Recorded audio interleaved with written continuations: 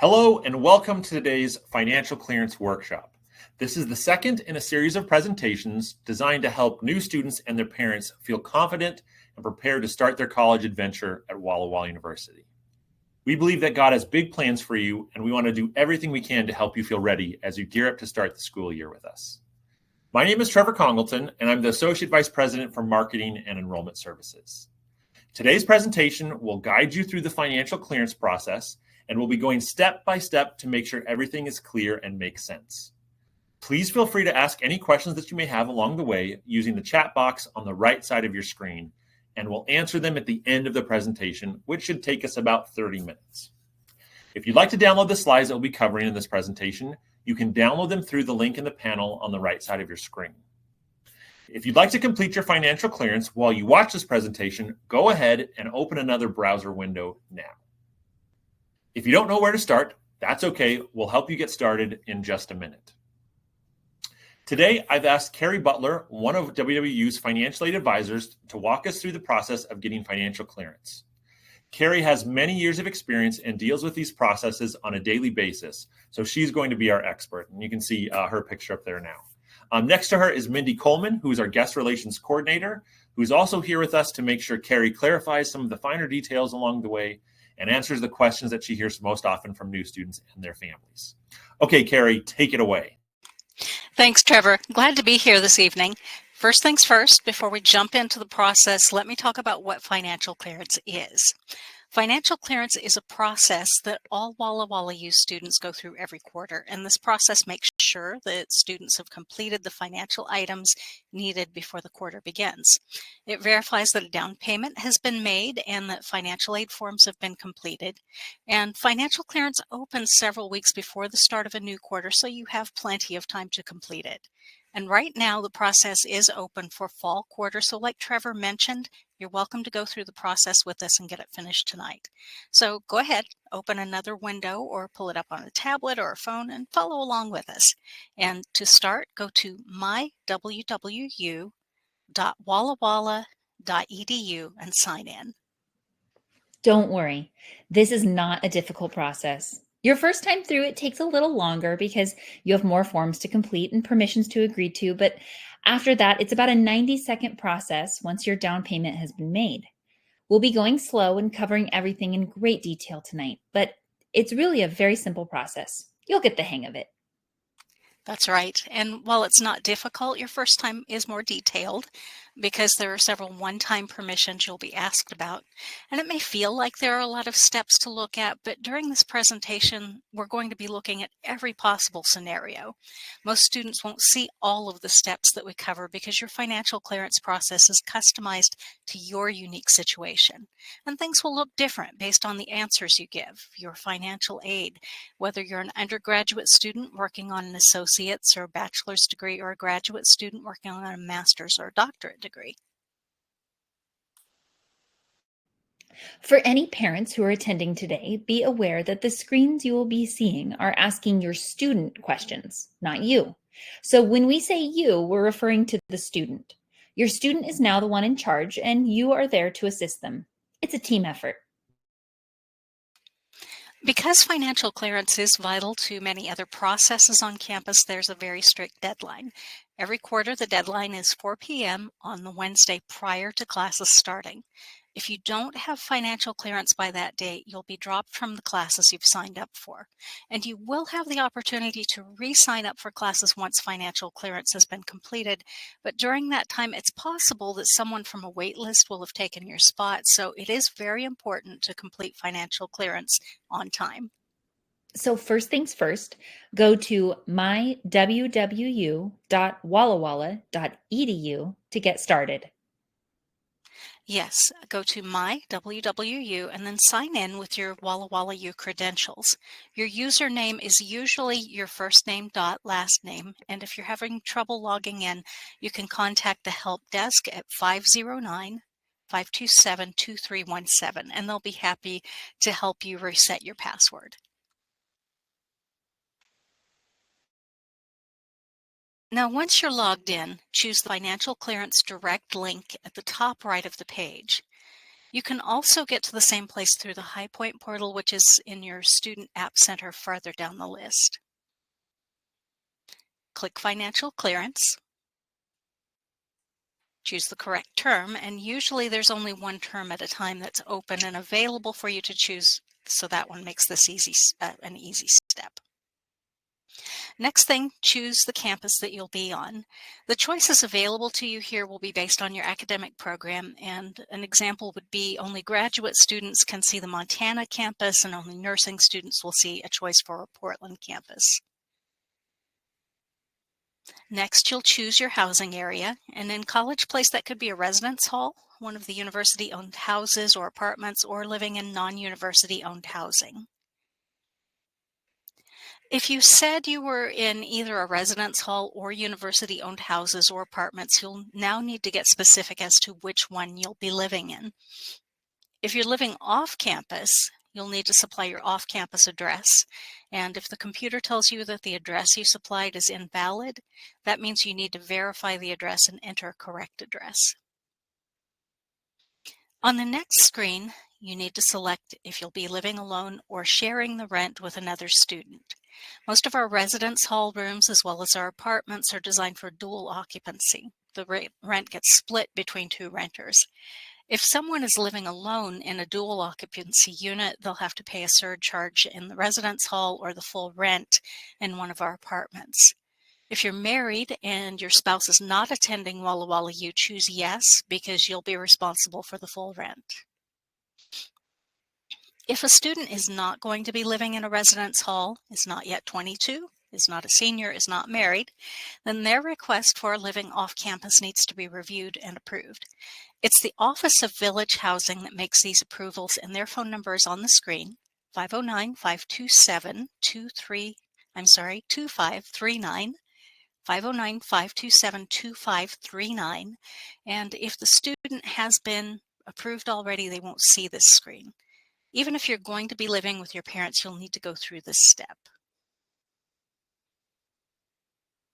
Okay, next you'll choose your meal plan.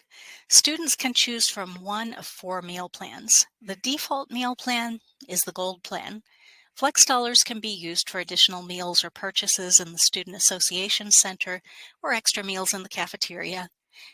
Students living in residence halls are required to have a meal plan. Students who are not living in the residence halls can also choose a meal plan if they wish, or they can select no meal plan. Sodexo, which runs Walla Walla U's cafeteria, has a good history of meeting most students' dietary restrictions. Any exceptions to the meal plan requirements are handled by Student Life or the Disability Support Services Office. However, the likelihood of exception being granted is pretty rare, especially if Sodexo is able to meet the students' needs. Don't worry too much about this choice now. You can change your meal plan selection up through the 10th day of the quarter. Okay, credit hours. Students enter the number of credit hours they'll be taking for fall quarter. A full-time undergraduate student takes 12 to 16 credits, and that's all the same price. A graduate student is charged based on the number of credits they take. It won't let you put in a smaller number than what you're registered for currently. I want to point out the plus button that you'll see on some of the next screens. This plus button will give you some more info about that step. On the screen right now, you'll see a minus button. That's because we've clicked the plus button to display the additional information. Okay, now you're asked to estimate what you'll be spending on textbooks. If you will be buying your books from somewhere other than the university bookstore, enter 0. Otherwise, enter your best guess or just use the default amount. It does tend to be low, however. Most students spend more than this on books. The Express. There's a university-owned Shell station on campus, and it has a mini mart and a snack area. Students can purchase up to $80 a month using their ID card, and there's no minimum. They're just charged for what they use. For your first quarter, I recommend you put in $160. That's 4 months at $40, so using half of your allowable charging. And then in future quarters, put in an amount that covers your previous spending habits. Graduate students in Montana, Portland nursing students, you'll probably enter a 0 unless you plan on visiting the College Place campus and using your charge privileges. The cafeteria and the Express are not connected. The Express is not part of your meal plan, and you can't use flex dollars from your meal plan at the Express. Miscellaneous charges. These can be things like club dues, campus events, going above your estimate for the Express and the bookstore, and this is just an estimate. Students will only be charged on their actual charges. The default amount is probably good for most undergraduate students, and most graduate students can enter a 0 here. Okay, next up are parent-sponsor permissions. As a general rule, federal law restricts Walla Walla University from giving any information to anyone other than the student, except with the student's permission. And this is where the student gives their permission. For each name listed, you'll want to choose whether that person should be mailed a paper statement and whether they have permission to talk about your finances with Walla Walla University. You can also choose who should receive financial email reminders, and this can be a reminder about completing financial clearance or about a payment due. These different choices mean that you can set it up so that other people like grandparents or a trust administrator may get statements or may be able to talk with Walla Walla U about your finances, but you might not want grandma to get emails reminding you about doing financial clearance. To add a person, click the Add button at the bottom of the screen. If they're not listed with the Add button, you'll need to contact the data team at data.team@wallawalla.edu and ask them to link them to you. And then you'll go to the permissions screen after that's done on My WWU, and you'll grant them permissions. And if you change your mind later, you can change these permission settings at any time. A parent cannot call Walla Walla University and change the permissions. Only the student can change permissions. It's federal law that the student must maintain control over who we share information with. Now, you, the student, get to choose how we'll communicate with you about your finances. Some students like to get paper copies of their monthly financial statements and something that shows their transactions, and other students just like to look at charges online. If you're not going to be looking at the paper statement, we'd love for you to go green with us and choose the online option.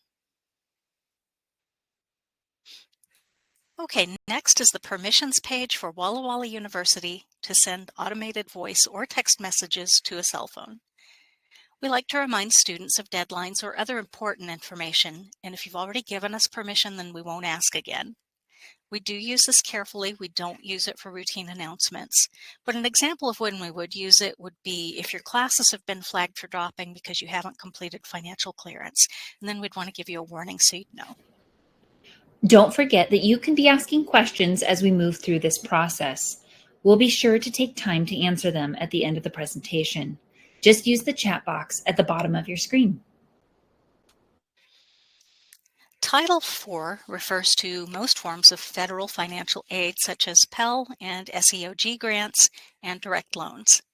If a student is getting Title IV aid, and if their Title IV aid exceeds their on-campus costs, then we need to know how they want us to handle their excess.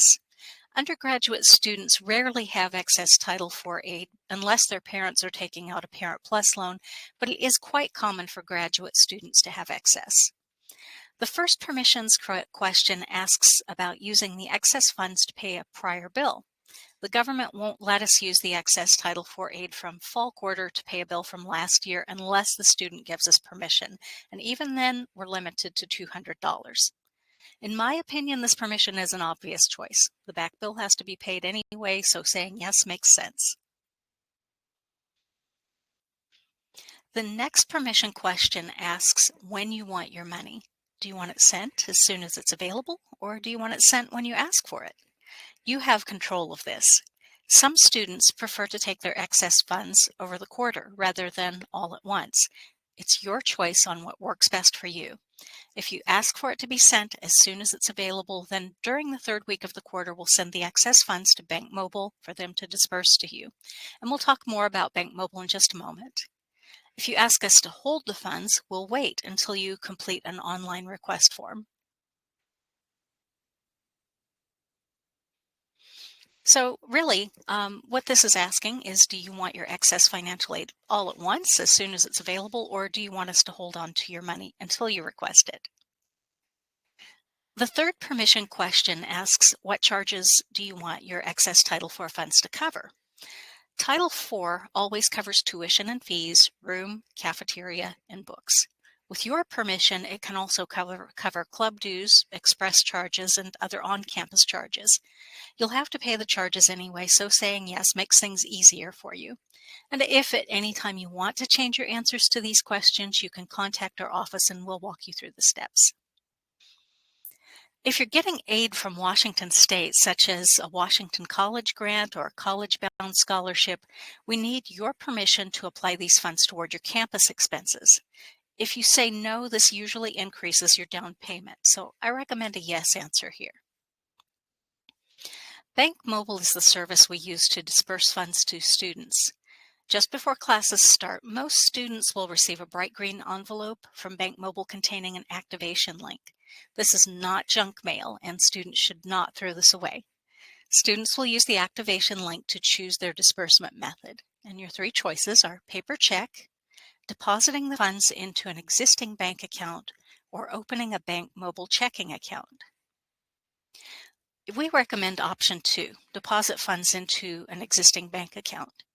If you do choose to open a Bank Mobile account, be sure you understand what fees or required credit balances may be involved.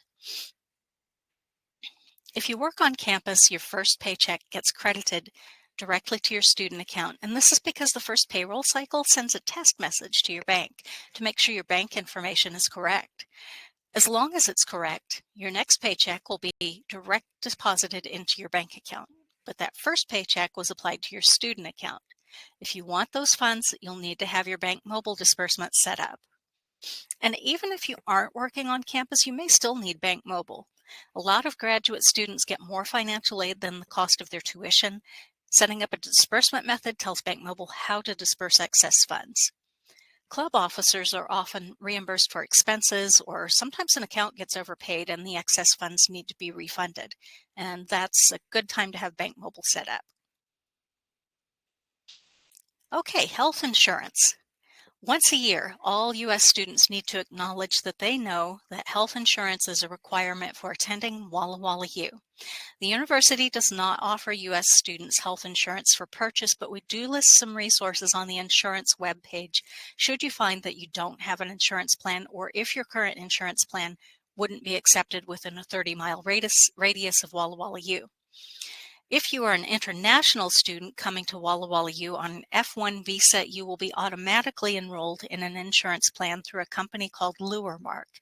The reason this is a requirement is that we found that many of our international students were having difficulty accessing medical care due to a lack of health insurance, or because their independently purchased insurance wasn't being accepted by local healthcare providers.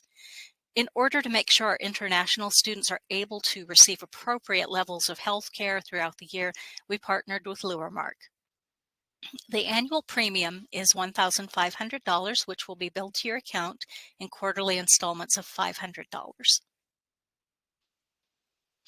Estimated expenses. Based on the answers to all the previous screens, you can see your estimated expenses and your payments. And if you want more detail, you can click on the plus button and drill down. A lot of to-do items were taken care of during financial clearance. However, there may be some that you still need to take care of, and those are listed on this screen. You can't go any further with financial clearance until these are taken care of, and most of these will be signing documents. You'll need to go into Student Center Classic from the MyWWU homepage and choose Sign Documents. Okay, caution, error. If any of your answers causes a caution, a warning, or an error, those are displayed on the next screen. For example, if you're not living in a residence hall, but you chose a meal plan, you'll get a caution notice. It's not a problem. It won't stop you from doing financial clearance, but it is to make sure that you are doing what you intend to do. Down payment. Now, if you have a down payment, this is the time to make it. Since you have already logged in to MyWWU at the beginning of this process, you shouldn't have to log in again, but if for some reason you reach this screen, maybe by using a direct link from outside the financial clearance process, you'll have to log in. And you do that with the same username and password that you use everywhere else in the Walla Walla U ecosystem. This screen will ask you for payment information, and you can pay with a credit card, debit card, or electronic check. That's pretty self-explanatory. One thing students and parents should be aware of is that you will be charged a 2.25% convenience fee to process credit card payments, but there is no fee for debit cards and valid electronic checks. And what she means by valid electronic checks is that there is a fee for e-checks if there are insufficient funds or if it's not a valid bank number or otherwise can't be processed. On the payment system, students can set up other authorized users, such as their parents, and then the parent has their own login to make payments. Authorized users can also see account transactions and electronic statements.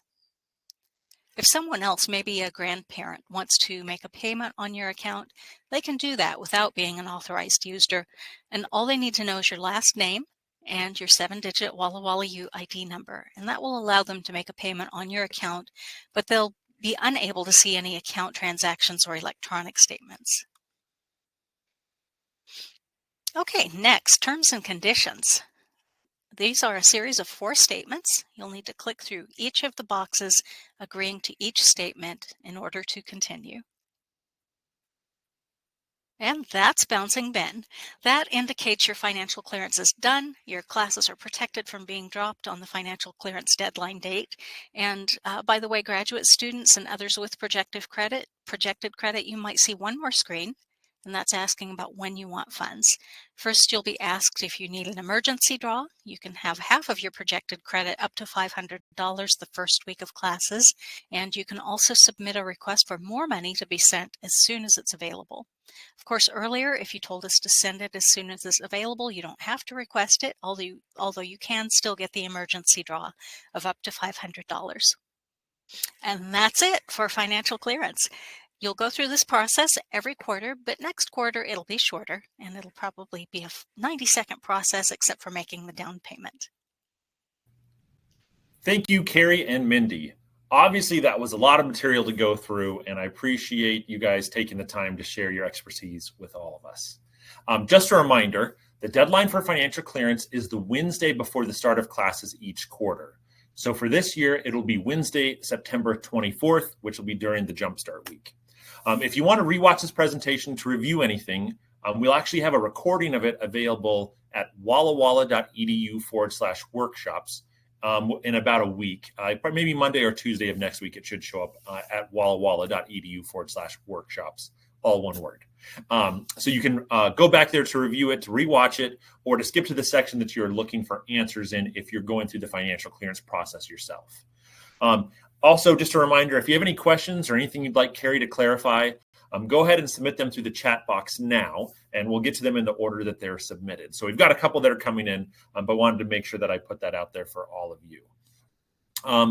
Carrie, it looks like the first question, and actually I think I can answer this one, is which hall do we choose if we are going to be staying in the men's residence halls? So there's 2 options. There's Meskey Hall and then there's Sittner Hall. For a new incoming freshman, really just put Sittner down. That is pretty much, I'm like 98% sure that you will be staying there in Sittner Hall because they like to put all the freshmen and sophomores together. So just sign up for Sittner Hall. That'll be the place that you're going to be staying at. And then for ladies, most of you will likely be staying in Conard Hall. So that one is more the underclassmen residence hall. So if you're not sure yet, you haven't heard from the residence hall and where you be, or you haven't signed up for a room, just put either Conard or Sittner down, and that should cover that for you guys. Okay. Next question is, I've heard about jumping Einstein. What is that? That's going to be a question for you, Carrie. Okay. Jumping Einstein indicates that you've finished everything and your ID card has been electronically validated. And you will eventually see Jumping Einstein, but probably not today. Until you see Jumping Einstein, you can't make charges on your ID card at the Express or the bookstore or join campus clubs. And most freshmen can't do registration finalization yet because you need to meet with your advisor. So you'll do that during Jumpstart. Great. Thanks, Carrie. Next question is, I have several documents to sign in my to-do list. And that's found on my WWU for those that you don't know, in the Classic Student Center, I think, portion of it. And there's a to-do list that talks about all the different things you need to take care of. And I believe quite a few things got populated here in the last week on that one once financial clearance opened. So you want to make sure that you check into that. But they've got a number of things on there. Do I need to wait until I'm on campus to do those? No, all of our documents can be signed electronically, including your student loan promissory notes, and you should be able to sign those anywhere you have an internet connection. By the way, parents, you may have handled a lot of things for your students in the past, but it is actually a federal crime to sign your students' loan promissory notes for them or to sign any other loan documents because they're becoming an adult and they now get to take on some adult responsibilities, such as being responsible to sign their own paperwork. Thanks, Carrie. I'll just add to that a little bit. I know that for a lot of you, if you're coming in as a freshman, that's a pretty big change from high school where a lot of the ownership is on the parent for helping with that process, all that kind of stuff. Now that they're transitioning to college, it's important to kind of help encourage them to kind of take ownership of their educational process, which does include the financial aid process. And particularly for those loans, obviously you don't want to be breaking any laws or anything, and they'll be ultimately responsible for those loans if they choose to take them out in the long run. So making sure that they know that is an important step. Okay, next question is, when can we finish financial clearance? You can actually finish financial clearance tonight if you want to. Really, you need to make sure you have your to-do items taken care of, anything that's listed on the financial clearance page. You'll need to make your down payment, and then you can finish up the process. So you can do it today if you want. Great.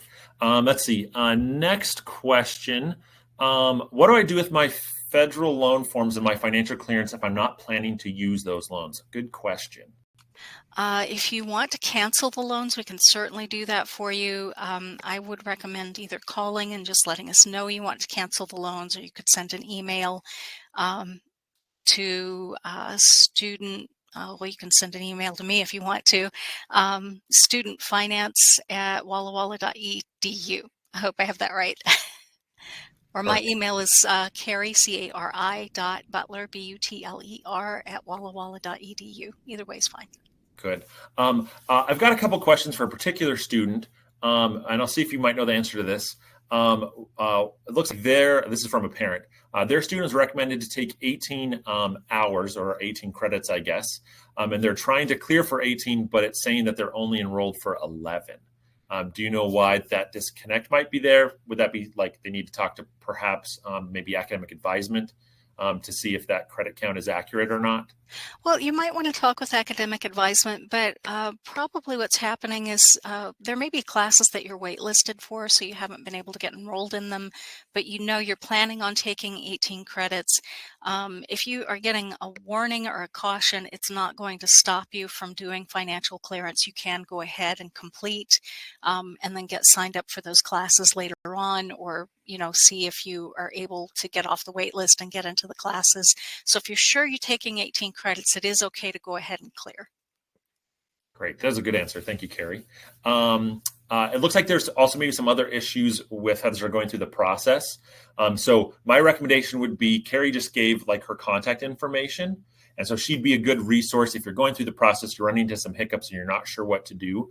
You can either reach out to Carrie directly, or you can call our Student Financial Services office, which you can see that their phone number is up on the screen right now at 509-527-2815. And they'll have people available from 8 to 5 p.m. Monday through Thursday and 8 to noon on Fridays, where you can call and they can help you with your specific questions. Because I know that sometimes it can be a little wonky. You're not sure about certain things. They're the experts at it. Carrie's a great resource, as are the other financial aid counselors. You just need to call them and let you know that you're having an issue with it, and they'll happily walk you through it. Right, Carrie? Like, speaking for you, but I'm pretty sure that's what you'd say too. Yeah, oftentimes a phone call, you can get a quick answer. Somebody can help you through that, and yeah, it's fine. I will tell you that we're probably between 9 and noon is going to be when there's the least call volume. So if you want to get through easily, I would call in the morning. But you can call anytime that's easy for you. Got it. Okay. Let's see. Looking at the different questions, trying to find my place. Is there a specific address that Walla Walla uses for payments from a 529 plan? Yes, those can be mailed to 204 South College Avenue, College Place, Washington, 99324. and you can direct those to accounting, and they'll get those on the account for you. And then it looks like we got a couple questions about the meal plans. So one of the questions was, what is the recommended or popular meal plan? There should be like a default one typically that students have, which is kind of the middle plan. I think for incoming students, that's probably a really good one to start with for your first quarter, to see how much you're utilizing the cafeteria and how much you're eating there. Every student has a little bit of a different preference with that, where some will want to eat there more and some will want to eat there less. Maybe they've got a fridge, microwave in their residence hall room, and they're wanting to like substitute some of their own choices for their meals. So I'd say go with the middle one for the first quarter, and then see how that goes if you're needing more or less, and then you can adjust it. But students have, up to 10 days into the quarter to adjust their meal plan. Is that right? That's right. That's right, Trevor. And so just kind of see how it goes, especially your first week, see how many times you're eating there, and then you can always adjust that. How would they adjust that before the 10 days? Do they come into your office? Do they do something online? Where would that students can actually make the changes online, but if they need some guidance, they can always call Student Financial Services. A lot of our student workers here in the office are very familiar with that, so you'll probably get one of them and they'll guide you right through it. Perfect. The next one, and it's related to meals, is what is flex in terms of the meals. So what the flex dollars are there's money set aside that you can utilize at what we call the Student Activity Center, or the SAC, which is located in the basement of where the cafeteria is located. So on the bottom floor there's another dining option for students. They've got a little bit other options that students can utilize. I think they've got a boba machine for like boba tea. So they've got some of those kinds of things. I personally think the flex is a good option because it gives students another place to eat, and they get a certain amount that they can pay for that in the quarter. So that's my personal recommendation, but do what you will with that. But I think it's nice to have more options if you're a student than just the one. Well, and another thing with the flex dollars, they can be used for additional meals in the cafeteria, or maybe your student's best friend is visiting and they want to purchase their friend a meal, so they could use the flex dollars. Oh, that's cool. Too. That's great. Yeah, it's a good piece of advice. Next question is, does the down payment go towards what the student owes the first year? Yes. So the down payment, typically there's the financial aid that covers probably the largest portion of what costs are. And then the payments are determined on the uncovered amount. And there's a certain amount due each quarter. That's broken up into 3 payments. And the down payment is the first one of those 3 payments for the quarter. And that does cover part of their cost for the year. Great. And then next question is, what is the credit balance refund form? The credit balance refund form is how students can request if they have excess financial aid, or maybe they want to get a refund of their first paycheck that was deposited to their student account. They would fill out the student credit balance refund form, and that's going to alert us in Student Financial Services that the student wants us to send money to them through Bank Mobile. And so we can get that refund approved. Awesome. Next question is, do Canadians need to pay for health insurance as an international student? So I guess just going from observation, Canadian students, I don't see them typically having international insurance. So I'm assuming that a lot of times that the insurance they have is carrying over. You would want to check with your insurance provider just to make sure. But if you have insurance that's usable within a 30-mile radius here, you should be able to use that instead of paying for international insurance. Usually with the international student insurance, I see that more for students who are attending from off the continent. And I'll just kind of reiterate what Carrie said. Important to check to make sure that your students would be covered in about a 30-mile radius of the university, largely just the Walla Walla Valley. Because we want to make sure that if there's an emergency situation and they need medical care, that if they go to the ER here in town, or they have some kind of hospitalization, that they're able to access that and it doesn't cost you an arm and a leg. So just double check on that before they get here. I think that's a good plan. Let's see, we're getting close to the end of the question and answers.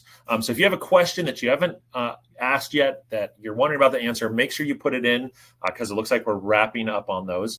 Let's see if this one might be the last one. We'll see if another one comes in while we're chatting. The question is, do students get charged if they miss a meal?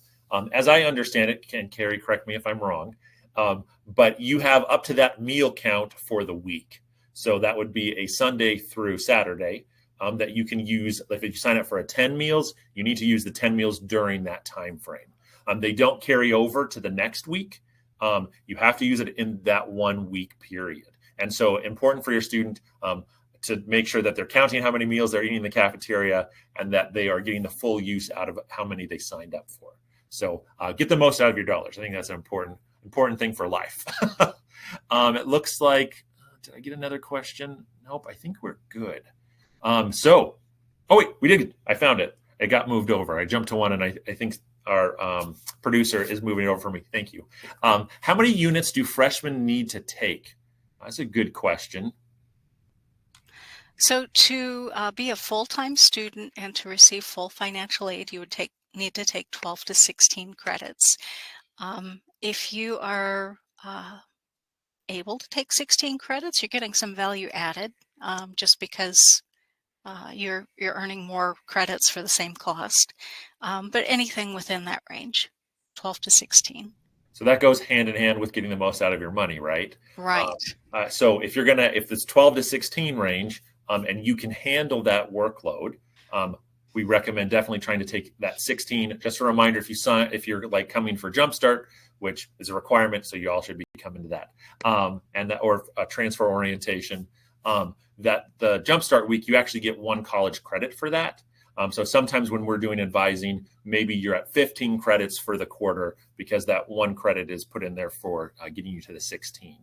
Because that's just about how many it takes for you to graduate in 4 years, is the 16 week. But obviously there's edge cases too where a student may take a little bit less to start off with and to kind of ease into the college experience. But if generally most students are taking probably 15 to 16 credits a quarter, I'd say vast majority of students are doing that. Okay, that looks like it brings us to the end of our question and answer session. Thank you all for watching this presentation.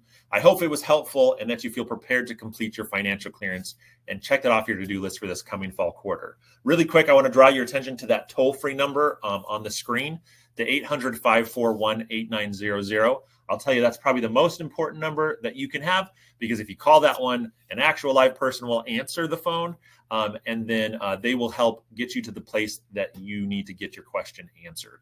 So again, that's 800-541-8900, super helpful number. If you're not sure where to go to, you can always call our recruitment team, where you answer questions a lot. So we're happy to do that. All right, I want to remind you that we've got one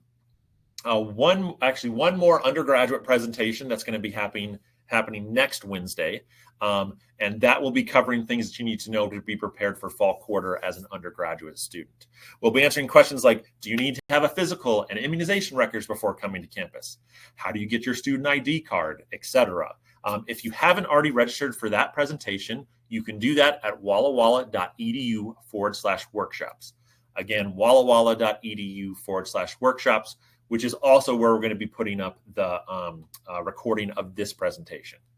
And then the next Wednesday after that, we'll have another presentation on August 23, kind of a similar workshop, but that is geared towards graduate students who are coming to school for their master's or doctorate degrees. So largely all of you that are in this presentation, you don't need to worry about that one. You got one more, and that will be a good way to start you off before the school year starts. Also, before you go, I want to make sure that, like, if you haven't had a chance yet to visit campus, I'd highly encourage you to do that. You've got a couple of weeks that you can get into campus visit, actually about a month or so. You'll have the opportunity to visit us either virtually or in person. You choose. If it's too hard to get here on a plane or something like that, do a virtual option. Or if you can get here before then, you're welcome to come in person. During that visit, either virtually or online, or in person, you'll be able to take a tour of our campus, meet with the academic departments you're interested in, and talk with our admissions team, and even get your financial questions answered with a one-on-one appointment with a financial aid counselor. Who knows? It may even be Carrie. You can learn more about the virtual and in-person tour options at wallawalla.edu/visit. So make sure you go there to sign up if you haven't done that, or you have a lot of questions that we can help you with. We do offer the in-person visit option up until 2 weeks before the start of the school year. So you've got a little bit of a window that you can still come in and do that. If at all possible if I can ask a small favor, that I'd really appreciate it. We'd love to have your feedback about today's presentation. When we sign off, please take just a minute to fill out a brief survey at wallawalla.edu/comment. Again, wallawalla.edu/comment. We'd really like to know what you thought about this presentation and how we can make it better in the future. And I can assure you that we read through each and every survey that comes in. And actually, the people that have given us surveys in the past has helped us shape the presentation that we're currently doing. So you might be able to help us make it better for those that are coming in the next round. Also, if you think of something you forgot to ask after this presentation, you can always give us a call. Like I said, there's 800 number. Also, you can call 509-527-2815. Again, 509-527-2815. Give you the same front desk number for the university. Or you can email us at info@wallawalla.edu or direct message us on Instagram or Facebook, and we'll point you in the right direction. A huge thank you again to Carrie and Mindy. We appreciate you both being here this evening. And a huge thank you to all of you that joined us. We look forward to you being a part of our family this fall quarter. And I hope that you all have a wonderful night. Take care.